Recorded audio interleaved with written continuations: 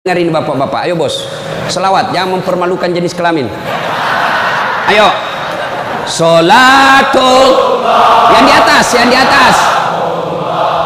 Ala tohara Rasulillah, sholatullah, salamullah, ala yasin. Ini baru suara brimob. Kalau di kesatuan lain, salatullah.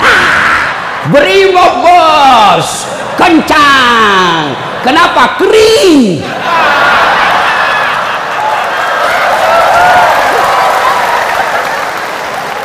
Saya ceramah ini gaspol atau rem-rem? Hah? Serius? Hah? Oke, gaspol memang, ah. Satu, dengar. Satu, Nabi itu bos belum lahir sudah yatim. 6 bulan dalam perut ibunya sudah wafat bapak beliau. Lahir baru 4 hari lahir diambil sama ibu susunya. 4 tahun. Usia 4 tahun baru dibawa ke ibunya, Siti Aminah. 6 tahun beliau pergi ziarah kubur. Waktu itu belum Madinah, belum Madinah namanya, tapi namanya Yastrib. Pergi pulang dari Madinah, di desa Afwa meninggal ibunya. 6 tahun bos. Ada di sini polisi 6 tahun yatim piatu? Coba angkat tangan. 6 tahun yatim piatu. Ada? Tidak ada. Usia 6 tahun meninggal bapak, ibu diambil sama kakeknya, Abdul Muttalib. 8 tahun meninggal lagi kakeknya, diambil oleh pamannya. 12 tahun sudah ikut, 9 tahun mengembala. Mengembala pak, 9 tahun tidak main handphone. Coba. 12 tahun perang. Bukan perang agama, tapi perang antar suku. 16 tahun dagang. Bukan dagang dari Kelapa II ke Citos, Tanah Abang, bukan. Kenapa? Dari Mekah ke Syria. Bukan naik pesawat, naik onta, padang pasir. Hari demi hari, waktu demi waktu, beliau punya masalah dalam hidupnya. Berarti tidak ada manusia yang tidak ada masalahnya. Apalagi kalian anggota Brimob. Nih muka-muka penuh masalah semua ini. Apa masalahmu bos? Jika Nabi katakan kalau perempuan mau selamat, jaga mulutnya, aman dia masuk surga. Cuma kan gampang sekali kita gosip lewat teman kita. Apa? Nggak serasi kudungnya sama roknya. Dibeli iya, lipstiknya palsu. Kenapa kau tahu? Melengket di giginya. Semua mau diurus. Iya kan? Ini penyakit kita, semua mau diurus. Ustadz aja dia gosip. Itu juga bajunya waktu di YouTube. Saya dengar tadi dilewat, saya dengar. Itu juga bajunya waktu di YouTube.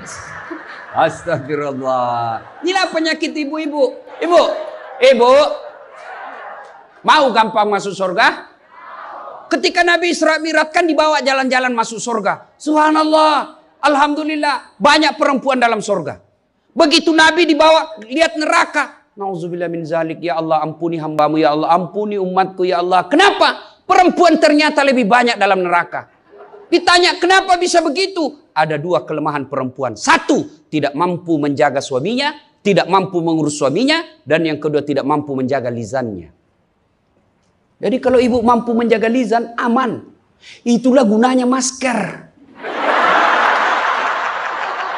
Supaya ibu semua mau diurusin. Iya kan penyakit kita. Ya, Bu?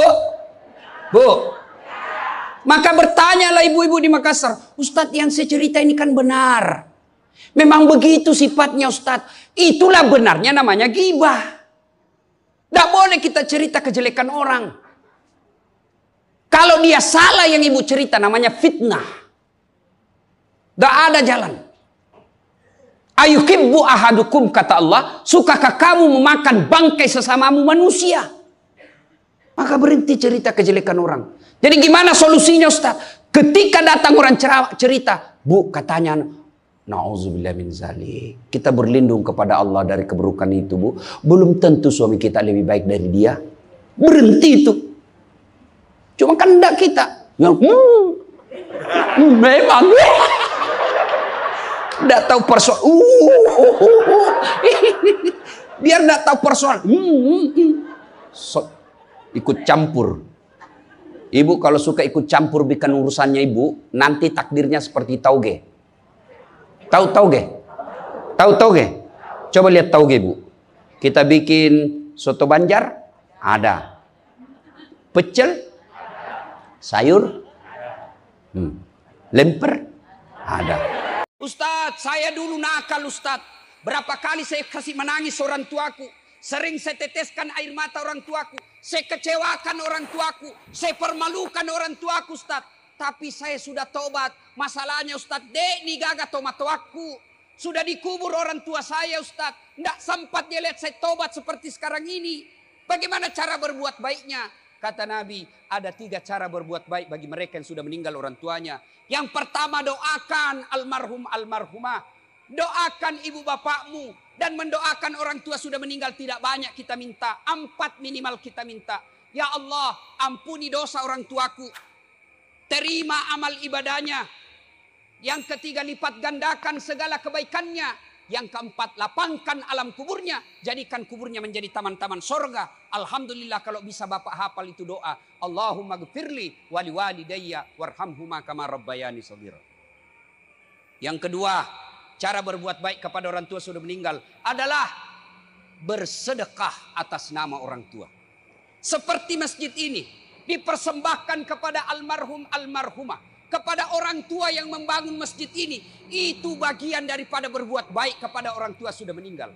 Ustadz, saya mau terang kuburnya orang tuaku. Saya mau ada tempat tidurnya di kuburnya bawah, Ustadz. Kirimi ke panti asuhan, bayarkan listriknya panti asuhan tiap bulan. Bayarkan ongkos-ongkos listriknya tiap bulan anak-anak panti asuhan. Insya Allah kuburnya orang tuamu terang. Sedekah atas nama orang tua. Yang ketiga, cara berbuat baik kepada orang tua adalah mengunjungi karib kerabatnya.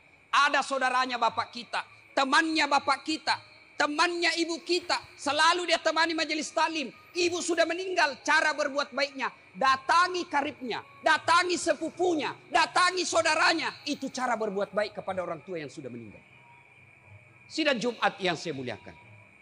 Kemudian bagi kita yang masih hidup orang tuanya, ada model kita durhaka yang kadangkala kita tidak sadari. Apa? Na telpon ki bapak tak di kampung. Na telpon ki indok tak ko kampungnya dari Sulawesi. Begitu kita dia telpon kita, bos kita lagi menelpon, juragan kita lagi menelpon juga. Biasanya apa jawabannya anak modern? Mak, sebentar saya telpon kona, bosku lagi menelpon. Akhirnya apa dalam hati ibunya? Oh, anakku kasih lebih takut nih sama bosnya, lebih menghormati nih bosnya daripada saya. Maka ibu kita kecewa, pada saat itu jauh rahmat Allah.